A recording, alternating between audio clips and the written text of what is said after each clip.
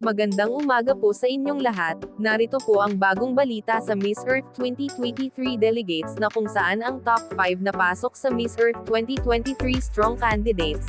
Narito atin kilalanin. Kaya patuloy po tayong nakatutok sa channel na ito para sa bagong kaganapan. Maraming salamat po.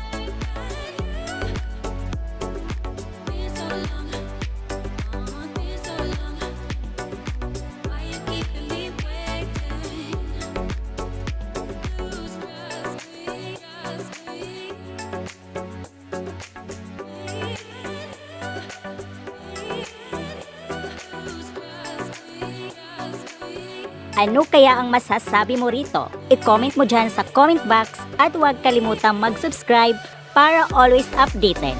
Ako po ang inyong lingkod, Akiko Umali. Maraming salamat po.